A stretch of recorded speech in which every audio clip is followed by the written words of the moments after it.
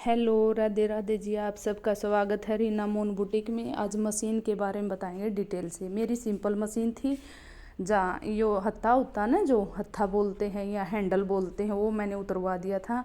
मैंने advance feature add कर दिया था इसमें। ठीक है भाई, आप नॉर्मल मशीन को भी ऐसे एडवांस कर सकते हो। ठीक है, अब इसकी डिटेल देंगे आपको स्टेप बाय स्टेप, जो कि बहुत ही यूजफुल होगी बिगनर्स के लिए। ठीक है, बिगनर्स के लिए भाई वीडियो सब स्टेप बाय स्टेप।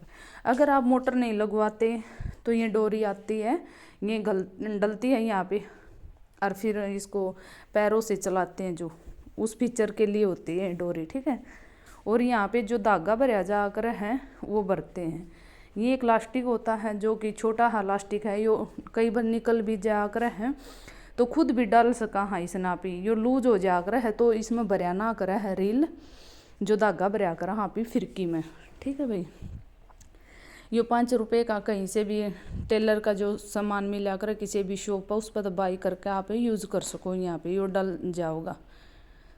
फिर ये कैसे लपेटना धागा, जो कि अच्छे से फील हो जावे इसके अंदर। ठीक है, ये जो धागा हमारा ये ऊपर की तरफ रखना है हमें, और इसको दबा देंगे हम रील को साइड में खड़े, जो ये दो वो है ना खूटी ही वो लग रहे हैं, इनमें टांग देवांगे सेकंड वाली में।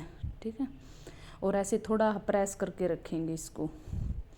कईयों में प्रेस करने की ज़रूरत नहीं होती इसको फिर, लेकिन कई लूज हो जावा है तो उसको थोड़ा हाथ दबा दो, बिल्कुल हल्का है। और यहाँ पे धागा किस उसमें फिल करना भाई, ना तो ज़्यादा टाइट करना में धागा, ना ज़्यादा लूज रखना। ठीक है, एक वे में रखनी है इसकी स्पीड। ये नहीं धागा कहीं ज़्यादा लूज छोड़ दिया, कहीं टाइट कर दिया, तो इससे है ना हमारी स्टिचिंग अच्छी नहीं आएगी। ठीक है, ऐसे फिल करना हमें। ये देखो भाई, मैंने भर दिया है इसमें। और ये है हमारी जो स्टिचिंग की स्पीड होया कर, चाल की धागे की जो स्टिचिंग कराया कर आप ही। अगर आपको सब जितनी कम करनी है ना, वो 1 से नीचे नहीं लेके जाना, 1 पे करनी है। कम से कम टेब से आकर जो वो कम चाल हुआ है। अगर आपको कच्ची सिलाई करनी तो आप 5 पे रखो, फुल पे जहाँ पे मैंने कराया। ठीक है, इसको थोड़ा हाँ लूज करके आगे पीछे करके फिर टाइट कर देवांगे। ठीक है, वरना नॉर्मल 3 पे रख सकते हो आप, 2.5 पे या 3 पे। ये छोटे छोटे होल से है ना, इनमें तेल डलता, ऑयल डलता है। ठीक है, ये यहाँ पे मार्किंग भी की हुई है कि इसमें डालना है, इसमें डालना है।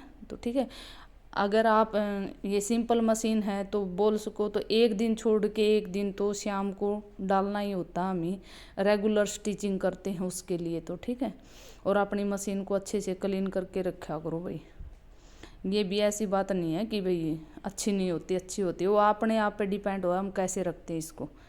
ठीक है, ये 2 खूंटी इसलिए होती हैं, जैसे कि हमें 2 तरह के धागे करनी है। बॉटम की मोरी पे डिजाइन बनाना है हमें सिंपल वाला, ये घेरे पे बनाना है 2 धागे की मैचिंग का। तो ये दोनों एक साथ धागे हम डाल सका हैं ऐसे, दोनों इकट्ठे करके। ठीक है, जैसे हम धागा डालते हैं वैसे ही दोनों भी डल जावे सुई में को। ठीक है भाई, यो इसलिए होता है।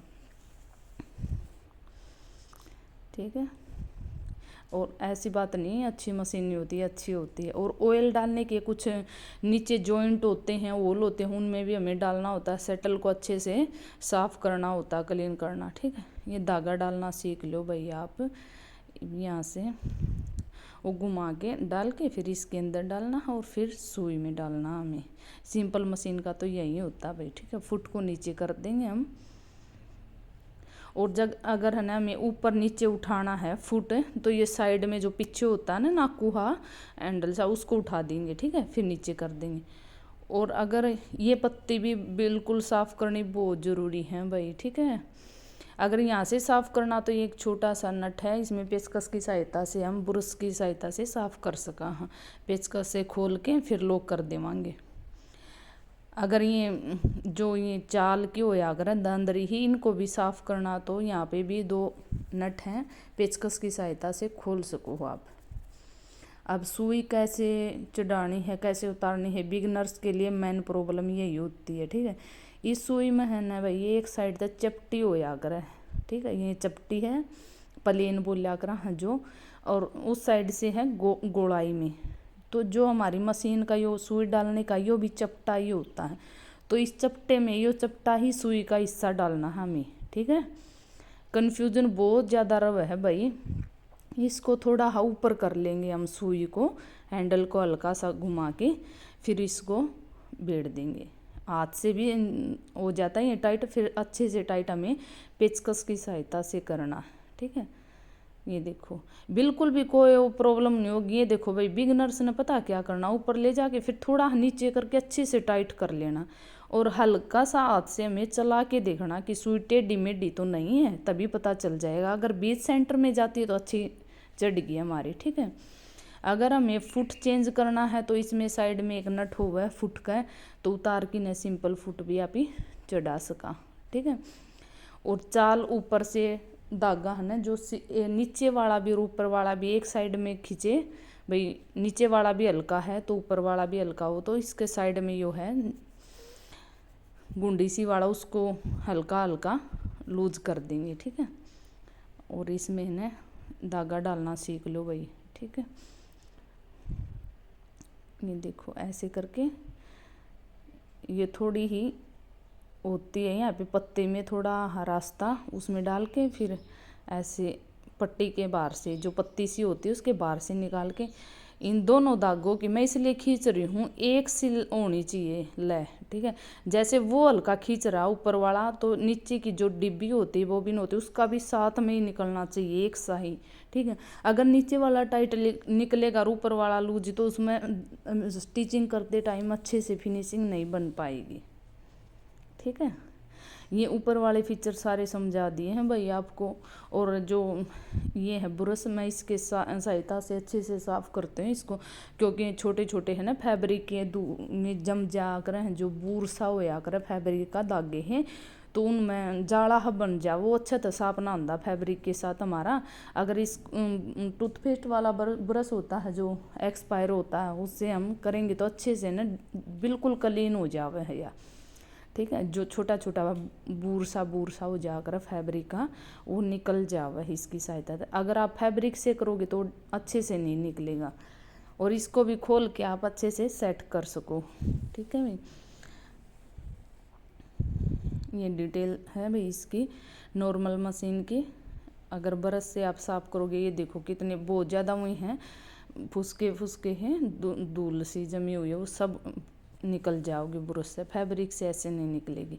ये क्या है भाई, ये मतलब है ना जो मैंने बोली थी एडवांस मशीन बना सका हमारी नॉर्मल मशीन को भी। ये मैंने यहाँ पे मोटर ली थी, मशीन की मोटर।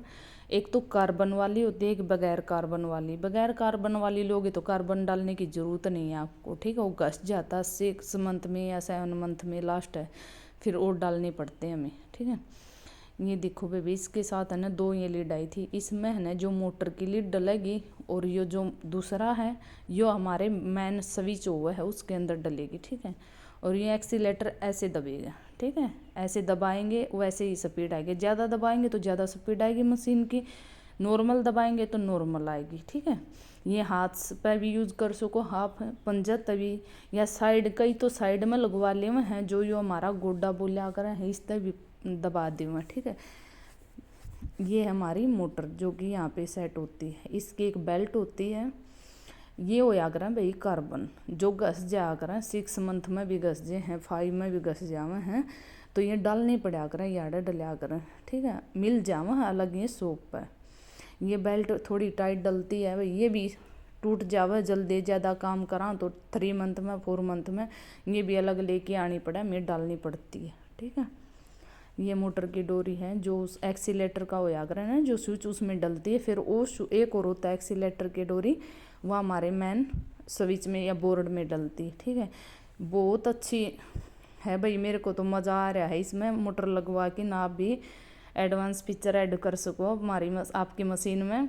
और ये ज़्यादा कॉस्टली नहीं है, बस 700-800 की या 1000 के आसपास आ जाओ है, ठीक है भाई। लाइक शेयर सब्सक्राइब कमेंट जरूर करिए। आपको